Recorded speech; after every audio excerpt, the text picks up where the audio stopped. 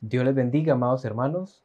Nuevamente estamos en nuestro programa Descubriendo el legado de Bill Dross a través de la lectura del libro que lleva su mismo nombre, Bill Dross, el Pentecostal.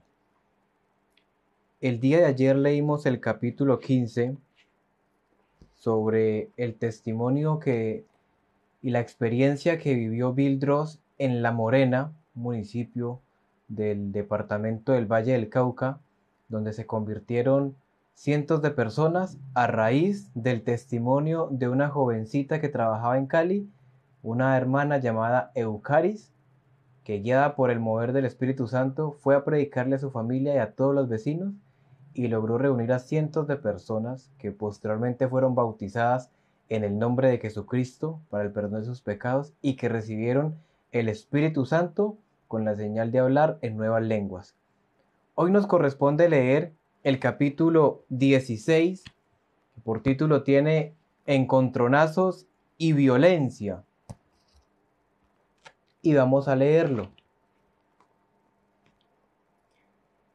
Los nuevos cristianos estaban esparciendo el Evangelio por todas partes, cuando llegaron noticias desde el distrito montañoso de Galicia, que habían echado a la cárcel a 2 jóvenes por el hecho de testificar.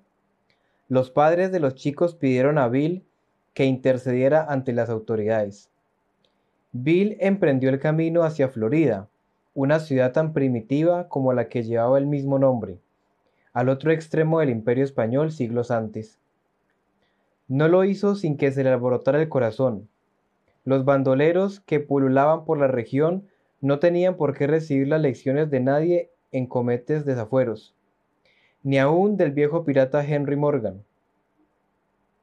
Después de horas de trayecto en autobuses desvencijados, llegó, finalmente en un taxi no menos desvencijado, a un pueblo en que estaban celebrando alguna fiesta. Era un festival religioso en honor a María. Bill se dirigió directamente a la comisaría, donde estaban detenidos los 2 muchachos. Explicó al policía allí que había venido para ver lo que se podía hacer por los 2 muchachos. El policía adoptó una actitud hostil y le mostró una estatua. ¿Cree usted en la Virgen?, le interrogó. Sí, contestó Bill, creo en la Virgen. ¿Cree usted que esta es la Virgen? No, esto es una imagen. En este momento llegó un cura, indignado de hallar a Bill allí, hablando de la forma que hablaba. Hazte cargo de este sujeto, le ordenó al policía e inmediatamente salió de la sala. Al instante se fue a la iglesia, anunciando por el altavoz que el extranjero protestante estaba allí y que iba a morir. Dio orden a todos los autobuses y taxis de que se negaran a transportar a Bill o a los jóvenes fuera de la ciudad, y una gran multitud empezó a congregarse en la plaza que había delante de la cárcel. El policía los tuvo detenidos a los 3 hasta que quedó preparada la trampa. Luego entregó a los 2 jóvenes a Bill y le dijo que los 3 podían irse. Al salir por la puerta, la turba empezó a gritar y a maldecirlos. Un individuo fue y le arrimó el puño a las narices de Bill. ¡Mátalo! ¡Mátalo!, gritaba la gente. Otro se acercó con una gran piedra que llevaba agarrada con las 2 manos. Te voy a matar, te voy a matar, protestante asqueroso, dijo y le lanzó la piedra. Bill se agachó y la piedra le dio en la cabeza a un muchacho que estaba allí mirando, el cual cayó desplomado. ¡Has matado a mi hijo! ¡Has matado a mi hijo!, gritó la madre, tratando frenética de restañar la sangre que salía de la herida que el chico tenía en la cabeza. En aquel momento pasó un taxi que llegaba de otra ciudad. Bill vio la oportunidad de huir e hizo meter a los muchachos en el taxi y se sentó en el asiento delantero junto al chofer. Este accedió a llevarlos, pero cuando estaba a punto de arrancar, se presentaron 2 policías que habían estado hablando con el cura. Los policías de un salto se metieron en el coche, uno en el asiento posterior y otro en el delantero. Sacaron cada uno su pistola y las encañonaron a las costillas de Bill Dross y de uno de los chicos, en tanto que el chofer descendía a toda marcha por el camino. Un policía ordenó al chofer que se parara, pero éste se negó y aceleró más todavía, tomando las curvas a toda velocidad. Bill y los jóvenes estaban muy calmados. ¿No tienes miedo de morir?, le preguntó a Bill el policía. No tengo miedo de morir porque tengo la vida eterna, contestó Bill fríamente. El policía le miró desconcertado. Al llegar al próximo pueblo, el taxista los hizo salir a todos, negándose a seguir más adelante. Los policías, no pudiendo matarlos allí delante de todos, los dejaron. Bill envió a sus dos compañeros para que se las arreglaran como pudieran para ponerse a salvo. Era mejor para ellos estar sin su compañía porque podían pasar fácilmente inadvertidos entre los suyos. No pudiendo encontrar medio de trasladarse, Bill buscó una habitación donde pasar la noche. Apenas se disponía para irse a la cama, cuando el dueño de la hospedería le trajo un aviso urgente. Mister, saben dónde está y han venido a buscarlo. Lo mejor es que se escape por la puerta trasera. Por fortuna, Bill estaba todavía vestido. Dio rápidamente gracias al hombre y salió en la dirección que éste le indicaba. Una vez fuera, subió una tapia y se metió por una calleja oscura.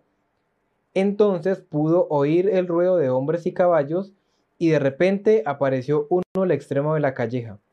«¡Aquí está!», exclamó el jinete y empezó a galopar tras él. Bill huyó por el otro lado y se metió por unos arbustos que le llevaron al bosque. Aquí su entrenamiento en el ejército le fue muy útil para esconderse en el terreno escabroso. Pronto empezaron a oírse voces y ruido de herraduras que se hacían cada vez más cercanas. Algunos gritaban por aquí, sin saber realmente dónde se encontraba.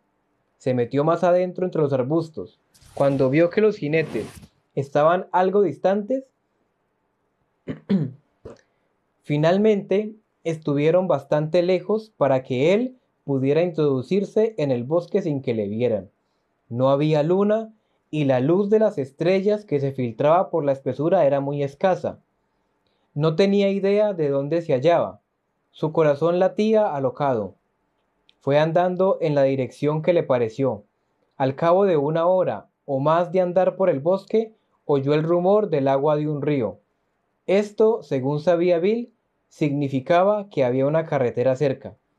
Así que siguió por la orilla, procurando mantenerse escondido. Después de un rato llegó a la carretera y se quedó tendido bajo la maleza. Pasó un vehículo raro de aspecto, pero no podía fiarse de los que venían de Florida. Bill estaba todavía preguntándose qué haría, cuando pasó un camión que llevaba bidones de petróleo, el cual se paró cerca del puente, porque el conductor quería comprobar si la carga estaba bien amarrada. Bill decidió aprovechar la oportunidad, esperó que el chofer subiera otra vez a la cabina y de un salto, sin ser visto, se encaramó en la parte trasera del camión, escondiéndose entre los bidones de petróleo. El camión fue traqueteando carretera abajo y los bidones balanceándose, de forma que Bill tenía miedo que acabaran aplastándole en un vaivén o un bache. Algún tiempo después, el camión disminuyó la marcha y Bill, asomando la cabeza con cuidado, pudo ver un punto de control. De un salto se metió otra vez en el bosque y fue andando paralelo a la carretera. Por la mañana llegó rendido a la ciudad próxima, donde cogió un taxi y se dirigió a su casa. Ruth se quedó de una pieza al ver los cuajarones de sangre sobre su marido, cuando éste entró a la casa. Pero a Bill le fue imposible decirle nada. Completamente exhausto, física y mentalmente, se tendió sobre la cama y se puso a llorar como un niño, y al poco se quedó completamente dormido. Así estuvo bastantes horas. Al día siguiente llegó la policía local con acusaciones falsas que habían recibido de sus colegas de la montaña, y Bill fue llevado ante el juez, el cual le ordenó que no se presentara más en Florida. No es que él pensara hacerlo, por cierto. Los dos jóvenes escaparon de momento. Uno de ellos más tarde fue muerto de un tiro cuando estaba predicando el evangelio en otro lugar. Hoy, en cambio, existe una gran iglesia pentecostal en Florida. Esta historia tuvo un colofón sorprendente unos 2 meses después. Un día, conduciendo por la carretera principal, Bill vio un coche parado junto a la cuneta. Parecía que estaba averiado, así que paró para ver si podía ayudarles. Los individuos que allí estaban le miraron con curiosidad cuando él les preguntó si podía serles útil de alguna forma, pero le replicaron que quizá podía ayudarles. Bill se inclinó sobre el motor cuando uno de ellos le preguntó: «Usted no me conoce, ¿verdad?». Bill se enderezó, le miró y dijo: «No, no le recuerdo», y volvió a ocuparse del motor. «Usted no recuerda quién soy, pero yo recuerdo quién es usted», insistió el otro. «Usted es a quien intentamos matar aquel día en el trayecto que desciende desde Galicia». Al erguirse para mirar a su interlocutor, Bill dio casi contra el capó del coche. El individuo prosiguió en tono natural: «El cura nos había pagado para liquidarle, cuando usted estuviera en un lugar solitario. Cuando tratamos de conseguir que el chofer se detuviera, usted pareció no tener miedo alguno, y pensamos que en realidad no sería muy divertido matar a un hombre que no tenía miedo de morir. Usted nos dejó atónitos, no pudimos entenderle. Esto nos parecía tan extraño, muy diferente de otras personas con quienes nos hemos encontrado en ocasiones similares. Pero, ¿quiénes eran los jinetes que me perseguían? Esos eran otros. El cura los había enviado de antemano, para que le pillaran en caso de que se escapara de nosotros». Antes de partir, Bill les habló de su necesidad de buscar al Señor, y luego se despidieron amistosamente como personas que acababan de conocerse en una fiesta. Mientras el diablo los perseguía, Dios hacía milagros de curación donde se hallaban. Se había empezado un nuevo local de reuniones en una casa en Cartago, otra ciudad del valle, y Bill Dross estaba allí, ayudando, cuando una noche un chiquillo trajo a su abuelo. «Mi abuelo quiere que ore por él», dijo el chiquillo. «Muy bien, ¿qué le pasa?», respondió Bill. «Es un leproso». Mirándole de cerca, Bill pudo ver que de la cara del viejo resumaba un líquido verdoso amarillo que descendía alrededor de los ojos. En la cabeza tenía varias áreas completamente calvas a causa de la enfermedad. «Muy bien, oraré en favor suyo», le contestó. Dirigiéndose hacia él, Bill Dross empezó a orar, pero no le puso las manos encima, recordando la ley de Moisés que ordena que no se toque a los leprosos, y creía estar justificado al obrar así. Cuando el Espíritu le dio a entender: «Sobre los enfermos pondrán sus manos y sanarán». Sin vacilar un momento, impuso las manos sobre la cabeza del anciano. Al día siguiente volvió el niño diciendo que su abuelo estaba muy contento porque estaba curado. Bill le vio más adelante. Le había crecido pelo sobre las áreas antes calvas y su piel de viejo era como la de un niño.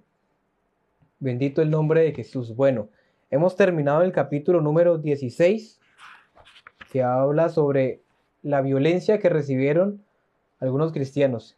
Y a manera de resumen, para los que apenas están llegando a esta transmisión en vivo, habían capturado de manera ilegal en Florida, Valle del Cauca, a 2 hermanos pentecostales que estaban predicando el Evangelio. Estos hermanos estaban encarcelados. Bill Dross fue a tratar de hablar con el inspector para ver si le podían dar libertad a estos jóvenes, ya que esto era inaudito. Imagínese usted hoy en día ser encarcelado por usted predicar el Evangelio. Pero la sorpresa que se llevó Bill Dross es que a él también lo encarcelaron por mandato del sacerdote del pueblo. No contentos con eso, al saber que no tenían motivos jurídicos y legales de peso para poder mantener la captura ilegal de estos jóvenes y de Bill Dross, el sacerdote de aquel pueblo reunió a toda la gente para que los mataran al salir de aquella inspección de policía. Y eso fue lo que se encontraron Bill Dross y los 2 jóvenes que salieron de la cárcel en ese momento, que los encendieron a piedra. A Bill Dross le pegaron un golpe en la nariz, le tiraron piedras, les escupían hasta que lograron salir de ese pueblo. Después de eso subieron a un taxi que había llegado nuevo allí de una carrera y dos policías mandados por el sacerdote del pueblo se subieron al carro donde iba Bill Dross y los dos jóvenes y los encañonaron. La misión de ellas era matarlos, pero el taxista aceleró y en el próximo pueblo paró y al dejar a estas personas delante de tanta gente no pudieron asesinarlos. De pronto yo tengo 28 años y no alcanzamos a vivir esta época, pero anteriormente la Iglesia Católica tenía un poder enorme en las decisiones que tomaba el inspector de policía y la misma policía.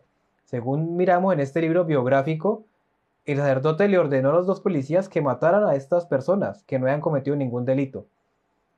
Pero gracias a Dios lograron salvarse, aunque posteriormente uno de ellos fue asesinado de un disparo en la cabeza cuando se encontraba predicando el Evangelio en Florida, Valle del Cauca.